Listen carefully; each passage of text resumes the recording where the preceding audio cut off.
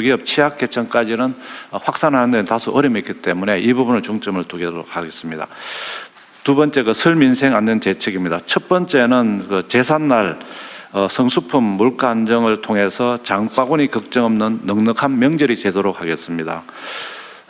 설 성수품에 대해서는 16대 성수품을 중심으로 물량 최대한 넉넉하게 공급하고 가격도 잘 관리를 하도록 하겠습니다. 특히 계란은 수입 신선란을 224만 개 설 전에 수입을 통해서 시장에 공급하도록 하겠습니다. 그 과정에서 우리 계란을 공급하는 협회에서 문제가 없도록 잘 협의도 추진하도록 하겠습니다. 그리고 할인 지원도 최대한 확대해서 고등어 등 성수품에 대해서는 최대 50%까지 할인되도록 하겠습니다. 다음 쪽입니다. 그리고 최근에 가격이 좀 오른 고등어, 바나나, 파인애플, 망고 등에 대해서는 할당 관세를 신규로 적용해서 가격을 안정적으로 관리하겠습니다. 온누리 상품권 환급 행사도 역대 최대 시장으로 확대하겠습니다. 거기 보면 농축수산물은 160개 시장에서 200개로, 수산물도 120개에서 200개 시장으로 확대 적용하겠습니다. 바가지 요금 건조를 위해서 민간 합동 현장 점검을 실시하고 분야별 바가지 요금을 대통령께서 지시하신 바와 같이 종합해서 건설 대책은 마련해서 관광 대책 발표 시 함께 발표하도록 하겠습니다. 그리고 설탕, 밀가루, 계란, 전 분당 등 담합이 있는 부분에 대해서는 공정위를 중심으로 담합 조사도 조속히 완료해서 물가 안정을 하도록 하겠습니다. 두 번째는 민생 부담이 경감되도록 하는 따뜻한 명절을 하기 위해서 자금 지원을 대폭 확대하겠습니다. 특히 소상공인, 중소기업에 대해서는 명절 자금 공급을 39조 3천억 신규 공급하도록 하고 대출 보증 같은 경우도 58조 규모로 늘리고 만기도 연장하도록 하겠습니다. 그리고 전통시장 상인들께서 성수품 구매할 수 있도록 50억 원을 지원하도록 하겠습니다. 설 전에 서민 취약계층 청년들에 대한 서민금융도 1조 1천억 공급하도록 하겠습니다. 그리고 어려움을 겪고 있는 생계급여라든지 복지 서비스에 대해서는 설 전에 보통은 20일 지급됩니다만 설 전 13일로 당겨서 1조 6천억 원을 조기 지급하도록 하겠습니다. 일자리도 1월 달에 83만 개를 신속 채용해서 어려움을 덜어주도록 하겠습니다.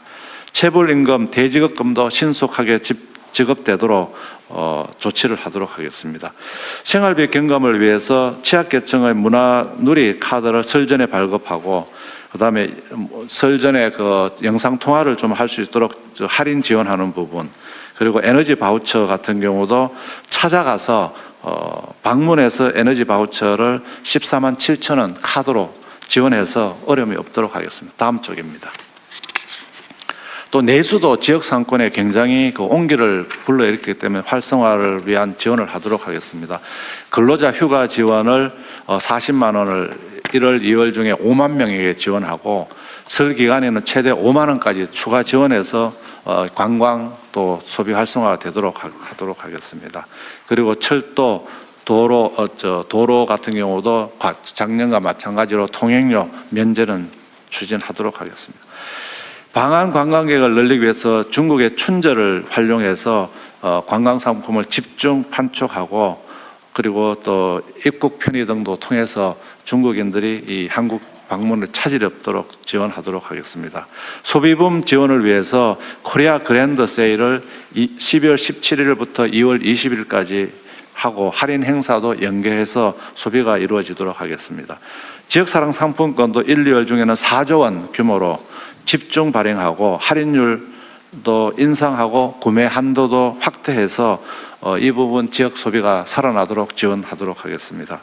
그리고 설 연휴 기간 동안에 24시간 빈틈없는 안전한 명절이 되도록 하겠습니다. 응급의료 조치, 그다음에 교통안전 등을 24시간 상황관리 체계를 강화하고 그리고 화재 등 특별 점검을 해서 안전 관리를 하도록 하겠습니다.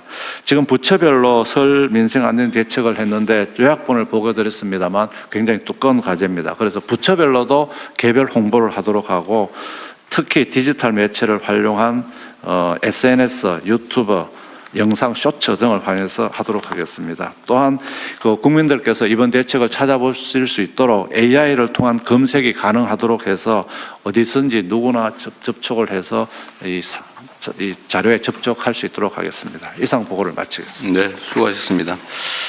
준비된 대로 잘해 주시고요. 그 할당관세 있잖아요. 네네. 이 할당관세라고 하는 게 특정 물가 대책을 위해서 네. 관세 없이 수입할 권한을 특정 수입업자한테 주는 거죠. 네네. 그런데 이걸 줬더니 악용을 해가지고 네. 자기 가족한테다가 다 팔아먹었다는 얘기도 있고, 네. 이거 다 어디 뉴스에 나온 얘기예요. 네. 아니면은 싸게 사와가지고는 그냥 원래 가격대로 팔고 그런 경우가 있다고 그러던데. 네. 혹시 국세청은 이런 거 혹시 좀 알아보셨어요? 네.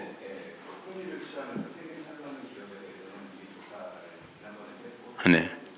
하고 이제 좀 했던 조사해 본 결과는 좀 어때요? 네. 좀 실제 결과는 좀 어땠어요? 저희가 이미 혐의가 있는 데를 통해 분석을 해서 조사를 하기 때문에 하면은 추징 실적은 나옵니다만 이제 그 각 업체의 매출 규모에 따라서 실적은 달라집니다. 그러니까 실태가 어떻던가요? 제가 들은 바로는 예. 하여튼 100원짜리인데 원래는 관세 20원 붙여가지고 120원에 수입해서 150원에 받는데 예. 하여튼 물가를 낮추겠다고 100원에 수입하게 해줬더니 똑같이 150원 받더라.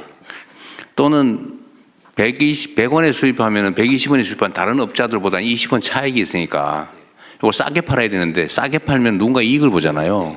그걸 자기 아는 사람들한테만 그 물건을 싸게 수입한 거를 싸게 주고 그래서 그 사람만 혜택을 보고 그 사람은 다시 정상 일반 가격을 팔아버리고 이 효과가 없더라.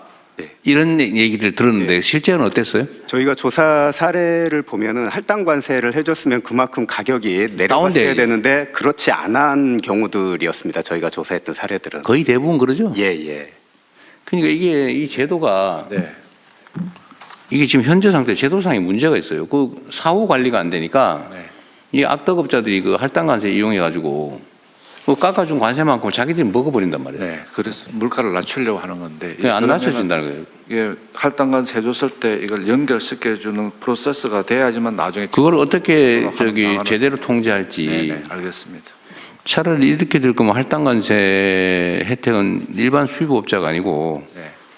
해당되는 그 계란 협회에 준다든지 네. 계란 할당 관세를 한다면 아니면 계란 협회가 지정하는 데를 해준다든지 뭐 하여튼 그렇게 해야지 일반 업자한테 주면 그 나쁜 짓 할 기회만 만들어주는 거예요. 알겠습니다.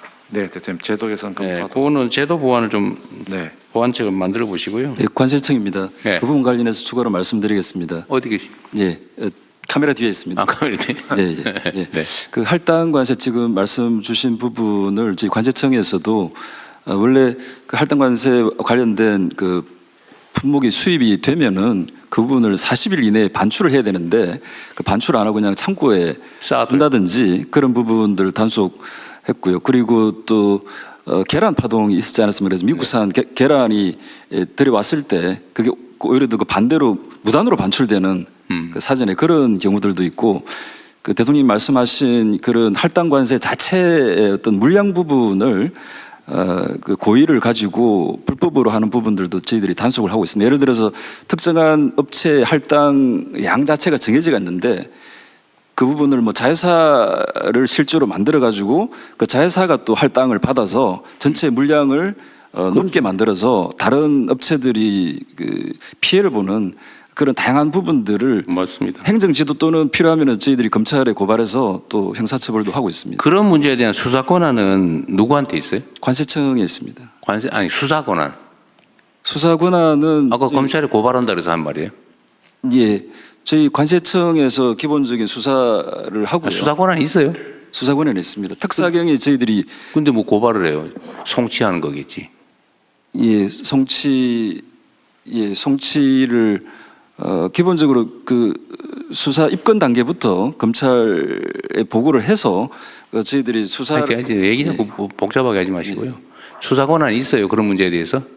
저희들이 수사 권한이 있습니다. 있어요. 그러면 9개 분야에 대해서 저희들이 지금 말씀하신 권한이 사례에 있습니다. 대한 수사 권한도 있냐 그 말이에요. 예, 예. 그러면 이제 고발할 일이 아니고 수사를 해서 넘겨야 되겠죠. 예, 예. 하여튼 이게 뭔 제도를 만들어 놓으면 그 악용하는 사람들이 예, 대통령 요거는 저희들이 하여튼 좀 물량도 저희들이 딱 정하고 가격도 해주면 인센티브가 굉장히 큽니다. 그래서 한번 제도 개선 그러니까요. 마련하도록 하겠습니다. 제도 개선도 그러고 이게 하루 이틀 얘기가 아니고 계속 반복되는 일인데 괜히 이거 세금만 깎아주고 예, 시스템적으로 누가 딱 하든지. 부당이득 취하고 네, 그렇게 하겠습니다. 하여튼 이런 게 한두 군데 있는 게 아니라는 거. 사회 각 분야에 뭐 온 동네에 있어서 이런 걸 좀 철저하게 관리해야 되고. 또 검찰도 나오셨어요? 예, 나와 있습니다. 검찰이나 경찰은 원래 이 수사 권한이 있는 거니까 그죠? 예, 그렇습니다. 그러니까 이런 것도 좀 기획 수사도 좀 하시고.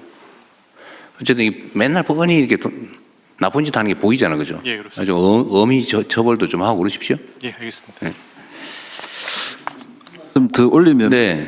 그 특사경 아까 전에 수사권 확대 부분인데 저희들이 이런 그 할당 관세와 관련한 부분이든 또 다른 부분이든 저희들이 실제 수사를 해보면은 저희들이 특사경상 수사권이 없는 그 사기 횡령 이런 부분들을 저희들이 발견하게 됩니다. 그래서 그런 부분들은 검찰에 송치를 할 때 그걸 고발해야지.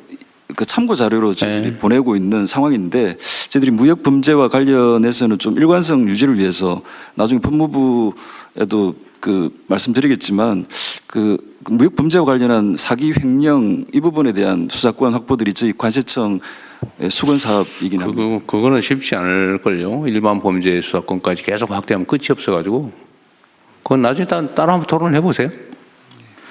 그리고 이 최근에 생리대 얘기를 좀 했더니 그게 보니까 결론적으로는 생산